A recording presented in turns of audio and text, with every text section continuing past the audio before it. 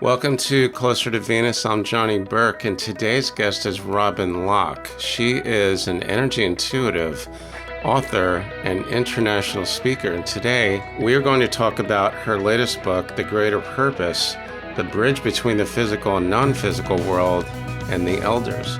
Robyn, welcome to the show. Thank you for having me today. Now, for those of us who did not see your first episode, can you tell them a little bit about how you actually do bridge the physical and the non-physical world, or what many people might call the invisible world? So what I'd say is really clearing the mind and stepping beyond what the mind would suggest and having a welcoming space to be able to connect to something beyond my physical knowingness. So it's just a matter of practice and developing a muscle. You get insights from the elders. Who are the elders, and what do we need to know about them? So when I first started receiving insights, and it had been going on for a while, I finally stopped and said, what should I call you? And they said, you may call us the elders. And I said, gosh, that sounds so formal. Is there something a little bit less formal that I could address you with? And they said, no, this will do for a time. And in time, we might change that if you prefer. But right now, this is what we suggest you would refer to us as. Over time, I asked them how they would describe themselves. And they said pure consciousness, infinite awareness. They are mostly those who have not embodied and have that 360-degree view of life without the mind or ego, and have that all-knowingness of expansiveness and the ability to understand what we're going through without the constraints of the physical body and the limitations that the mind imposes. So when you say you get insights, how did that start? Was there visuals, or how did you come to recognize them? So I would sit in meditation each morning, and I would try to clear my mind, and I would pose questions, and I would wait for my mind to become clear of the clutter of the ego or the mentalness, and wait for an insight to come in, and I would write it down in a journal or on my laptop when I got to where I could type faster than I could write. And I would record these. It just really became something that I did within my meditational practice before I went to my real job years ago. So it was something that I kind of developed over time. Now, you say the elders are those who have not incarnated, which I believe would be a point of distinction between the elders and spirit guides who apparently have incarnated. Is that correct? So there may be different understandings that different people have based on their experience. So I'll say that although the majority of the elders have not incarnated, and the ones that I communicate with have not incarnated, there are those within that grouping, because it's hundreds of spiritual beings, and they actually came on a mission here on earth, but they are of the persuasion of being that infinite awareness that gives insights in a loving sort of way. The invisible entourage, which I think you're referencing, are those that I also believe most likely have not incarnated and are accessible when you start to ask questions and pose questions in prayer, in meditation, and contemplation, where you're looking for an answer and you have the means of understanding the answer that they're giving. The elders are not my invisible entourage. That's a different category or grouping of beings that are with one. So you have anywhere from 5 to 7 in the entourage with you at all times. Speaking of spirit guides, some can be loved ones who have passed on. It does get a bit confusing, though, doesn't it? There's different categories of these light beings, for a lack of a better description. Would you agree? Yes. And I would say that it's all a matter of interpretation. So imagine that you're a guide for an individual. You're a spiritual being guide that is trying to communicate and give insights. And now someone has passed that is a loved one that you want to communicate with. They've been referred to, and we did talk about this the last time, as the great mimickers. It's not meant as a means of deceiving. It's meant as a means of being able to provide insights in a way that is receptive, that one is receptive to receive. So I don't say that they are not joining the group. That's not my understanding, but it could be another's understanding. But also consider that now that you're searching, they have the means to give an answer because they're with you from embodiment to embodiment. And they're with you during the in-between time. So they're your resource. When you give an opening to allow them to communicate, perhaps they want to take that to help the life stream that they serve. Do you think it's true that we can communicate with our past loved ones through spirit guides? Do you believe that's possible? Absolutely. All you have to do is focus on their energy. We're energy at the baseline consideration. And so when a loved one passes, I do it all the time. When I think about my dad or grandfather or someone that is dear, I just focus upon them until I feel their energy. And then I send them a message of love. And I feel that reciprocated. It's as simple as that. I believe you can connect at any point and any time. You're never separated. It's the mind that believes of the separation. So we're never separated, which means I can think of my mom or any number of people that I know that have passed. They will acknowledge it. They will feel it. It's not my imagination, right? Right. And the thing I would say that would be key to that process is that you always begin from the heart space and that you always begin from a centered space of love. And that you ask to be anchored through light and love in the process. Then you just focus upon them until you feel their energy. It doesn't take very long. And then you say what you want to say and allow that feeling to be returned, because everything at the end of the day is energy. And so you're just sending them an energetic kiss. Energetic Kiss. That sounds like a band name. As a matter of fact, I think that is a band. I think they're from Brooklyn. More on that later. A few moments ago, you had mentioned something about the elders and a mission that they have. Is that related to what Dolores Cannon talked about in her books, or is that something completely different? You'll have to share with me what Dolores shared in her books. I pretty much stay true to my books so that I don't mix messages. We don't really have time to go into all the details of the book. The gist of it is they are light beings that were reincarnated to come back on a mission. It sounds similar to what you're describing with the elders. They might be similar beings. They might be the same beings. Tell us about their mission. What I'll say is that the elders were in another system of worlds, and they heard about spiritual essence being trapped in human form, and that they had lost their way back home. They had lost their awareness of why they were where they were. And so they came on a mission to this planetary system to allow a remembering, to allow more than what we have today. So they're introducing more truths, more understandings, and it's simply that the mind needs to not limit what is understood. But they came from another system of worlds to allow a remembering within humanity for those who, quite frankly, have been incarnating for quite a long time. So those that have been incarnating for a while seem to have lost their purpose or did not remember? Lost their remembering of why they are here. If you feel like you have a purpose, then you have a purpose. But I've been told that not everyone has a purpose. So it's that inner awareness that you have a purpose.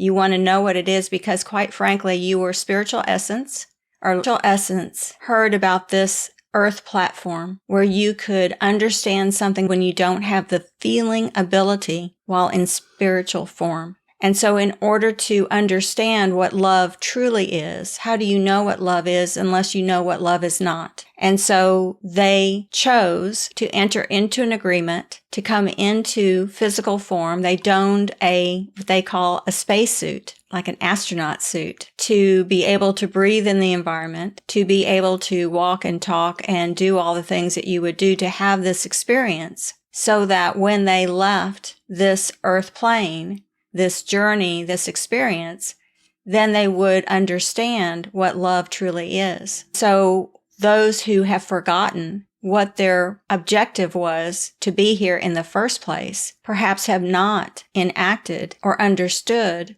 that purpose. They've forgotten their objective, their mission, their reason for being in this earth space. And so what the elders seek to do is to remind, so that then they can enact what they came here to understand and move beyond this earth experience in the rounds of reincarnation, which will continue until they satisfy the agreement that they entered into to incarnate here. Now, you mentioned that the elders have been here. Do you know approximately how long ago in terms of Earth time? They don't know time. They don't. Time does not exist there, but what they shared in the Awaken book, which launched recently, the first chapter is my soul's first personalities, my first embodiment, because we're all connected. And it was beyond and earlier than recorded time. It was a more advanced time than today. What they shared with me most recently is we have had a higher evolution that has devolved and now is evolving in a higher way now, but not certainly anywhere near the higher evolution that we once were. Now, that seems to imply that we did have an advanced civilization here, not just in terms of technology, but in terms of consciousness. I think they always talk in terms of consciousness. I received an update the other day in how to incorporate the means of manifestation in with universal love, which was something that was done in this more highly evolved time. And it was the time they called the wanting time. So today you donate to a charity to help those who are a part of that charity who receive support from that charity. This is the means to create a manifestation energy mixed with universal love that actually buoys up a whole community, individuals within that community. You direct that energy toward, and it is an elixir, more or less. I'd ask for a new insight because a lot of times I feel like we're giving the same update and I wanted something more. So this was in response to my request to have something more to be given. And it is the development of this energy elixir. And it's going to be released on, so it'll be on my YouTube channel. In your experience with the elders and your insights sound like downloads. It's almost like you get a firmware update or something. Have they given you any kind of knowledge of ancient civilizations? They do, and they have. They've given me 3. One was a lost civilization. One was a story from a long time ago. It's fun to receive those because they give kernels of insights within each of them. You have to really listen. I've started doing blog posts where it's not from the elders, but from me explaining what the elders are giving, because sometimes they give it in such an esoteric way that you may miss the message. So what I'm trying to do now is to start the blog post with something from me and then link it to the YouTube that will come out that same day. So they have mentioned ancient or lost civilizations. Can you give us a hint of what that lost civilization was, or if there was more than one? They don't give particulars. They give insights within the civilization that they discuss. It's not like they describe it. But what I know for sure is that I had an embodiment after my initial one that I worked in technology, and it was a very advanced time. But apparently my personality pushed against what was customary at the time, tried to introduce something that was before its time or not acceptable. It's caused subsequent embodiments with technology to have technology issues. I was doing something the other day with a launch and it was almost like a sack was put over my head. And I did some work on that this morning because I believe that that was some experience that was held in that embodiment. So what I believe for sure is the value of knowing earlier embodiments is to understand limitations that we may hold in this lifetime today. Now, when you say you worked in technology, that seems to be, that took place in a period before recorded time here on Earth. Was it that long ago? Yes. I'm curious, how many thousands of years ago was that? They don't give time. They don't recognize time. In the Awaken book, they talk about parallel universe and time travel and all sorts of uniquenesses. And they say time does exist concurrently. So if you can almost imagine that some of this is going on concurrent to this one, but it was in a very different time. So it's the time factor is something that we feel very tangibly here because we're physical. But when you're not physical and it's just energy, it's different. It is a mind bender. It is a mind bender, isn't it? It is. And I've heard that there is no time everything exists at once. I had someone on the show recently, I believe it was Holly Duckworth, and she was talking about an experience where Dolores Cannon, who was her teacher and her mentor, had a discussion across time with Nostradamus. And I think that is just incredibly cool. But I'm thinking, okay, so she had a discussion with Nostradamus back in whatever century that was. So you believe time travel is actually possible? I don't focus on a lot of this. I just know what they have told me, and I trust the elders. So they're from the energy of love, and my purpose is service. And so truth is my life purpose, because we don't talk about the life purpose. We talk about the original purpose, which is the bigger, more vast purpose or greater purpose. There is so much more than I think we can individually conceptualize. They said the mind is like a computer, and it hasn't been programmed for spiritual objectives. And so I don't limit any of that with my limited knowledge, because I don't believe we could mentally handle what really is, because we'd just be blown out of the water. So most give little kernels that we can kind of get around and digest. I think I know 1% of 1% of 1%, but I don't know by any stretch all that there is. So in other words, trying to really understand the concept of time or no time is probably beyond our comprehension in this current incarnation. Eventually, when we cross over, hopefully then we'll get it. So what I will say, when we pass, we hold the same belief system that we hold now. So if you believe something that's partially true but not fully true, you'll be reinforced by everything that you currently believe. Your belief system travels with you to that in-between transitory time. They've shared that in the greater purpose. So if you believe something that is kind of right, but not completely right, it will be reinforced. And then you'll plan your next life using what they call faulty material, not complete information. So there's no teacher there giving you the correct answers to the test, is what you're saying. No, because what universe says is you have free will. And so if you wanted to know more, you would have looked for more in this lifetime. It would be a diminishment of your free will election to tell you that what you believe is not so at that point in time. Does that make sense? Even with my earth brain, I think I can understand that. You've mentioned the in-between space and agreements. I believe this is from the book. The remembrance will enable our ability to stop the rounds of incarnation and complete the agreement we set up. Can you tell us a little bit about that? So the greater purpose is a 3-purpose trilogy book set that is combined into one book. And the second book in the set is called The Original Purpose. And in that, it talks about the transitory time, and it talks about that in-between time and the remembrances and all of those details. In the third book, which is the most recent, Enact Your Purpose, it talks about how you are not your mind, how you are separate from that. It gives the analogy of you donning a spacesuit to be in this lifetime today. And so all of this melds together to give you a more definitive understanding of what all of this is about. This is where they compare the mind to, and all of this to, a computer, and say that oftentimes the computer operator is watching the computer as the computer decides what it wants to do.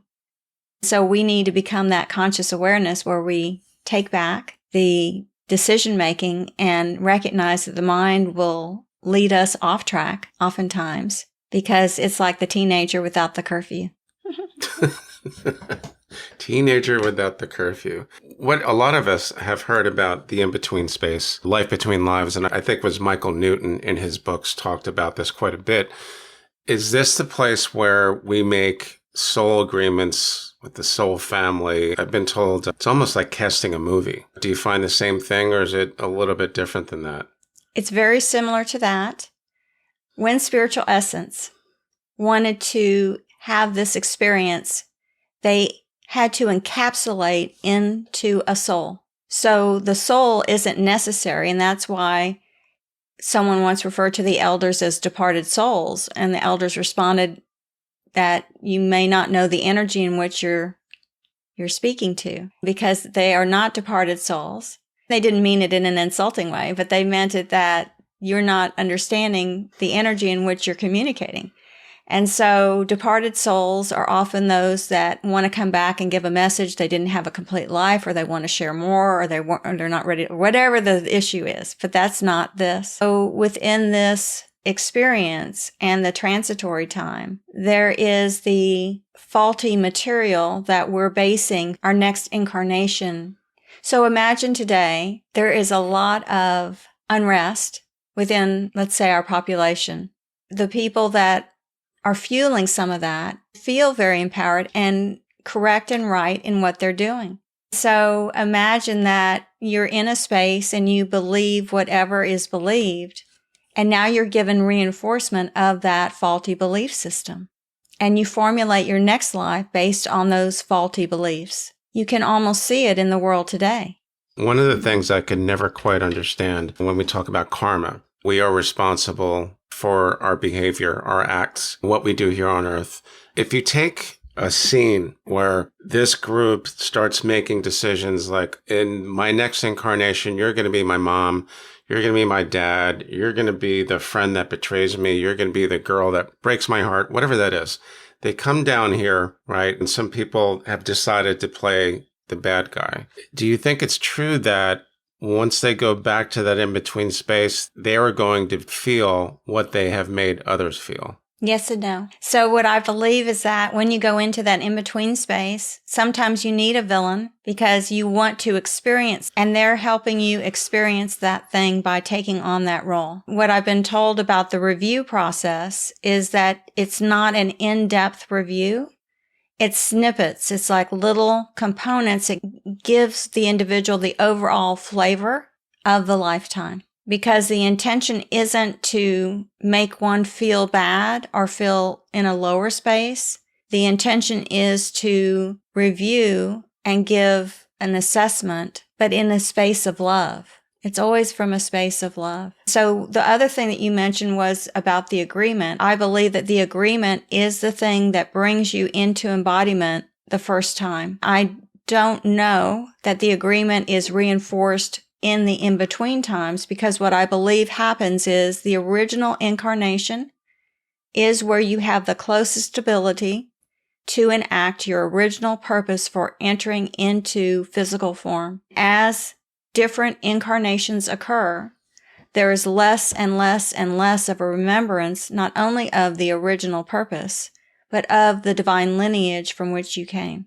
So there is that forgetfulness that we are in now. You can imagine that many have been incarnating before recorded history. That would mean that there is a great diminishment of understanding and of remembering and of recall. And there haven't been books that directly go to the steps that need to be done so that an individual can reconnect to why they are here and what they can do to move out of the rounds of incarnation, because karma has been misinterpreted by mankind or by whoever wrote some of the definitions. The man-made inference is that you have to atone and make right past indiscretions. Elders have said, if you choose to do that through your free will election, you may be coming here for a very long time. But the true meaning of karma is to make whole. That's a very interesting point you just made. So in other words, just so we all understand this, the elders have basically told you, if we understand karma as atonement, we're going to be coming back again, again, and again. If we believe it and accept it, if we embrace it, it's free will. I believe that. I wanted to make right all my wrongs. I wanted to atone for everything that I had done. And they said, it's not like that. This space is meant to be where you make mistakes, because the mistakes make you look a different direction. So don't try to make right what need not be perfect. You came for perfection. Now you're in a space of imperfection, and the imperfection is needed to show you a different direction, a different path, and to make a different choice. Going back to the in-between space in the soul group, the casting, for lack of a better description, is done in such a way that the group learns as a whole, depending on what role you're supposed to play, good or bad. That the objective is not just for you to learn, it's for the entire group to learn. Does that make sense? It does, and I don't know that I have heard it that way. Everything I've heard is more individual, and you need different players to come in. It discusses this in the Awaken book, where it talks about needing antagonists and needing adversarial components in your storyline. When you recognize that many of the antagonists within your storyline are merely a reflection of the one who doesn't like them, when you recognize that there are people that you hear all the time that people don't like in politics, and they really almost rub them in a visceral way, like it's a deep angst that they feel. I always will ask when I hear that, well, what is it that you don't like about them? If you can understand that the thing that often people don't like is the very thing that they embrace. And no one likes to see someone doing something that they don't like themselves doing. So it's a mirror image. And once we recognize that a lot of those things that we see as bad are simply reflections of us, and we see the gift in what was given, and we can look at the experience differently, and then we may not feel that way toward that individual anymore. They were simply needed to show us what we couldn't see within ourselves. I do like that, and it reminds me of what a friend of mine told me recently. He said, well, I listened to your podcast and all these different episodes, and I really like how you dive into the in-between space and try to make sense of it. Could it be that if one were to look at his or her surroundings, instead of saying, this person's mean, this guy's a dick, this girl's a bitch, or whatever, merely look at them as they're playing a role. That's what they were directed to do. That's what they signed up for. That's what I signed up for. That means I don't have to judge them. It's not good or bad. It's just experience. So the elders have said judgment is self-judgment. So whatever you judge the other person to be, how would you know what that person does really?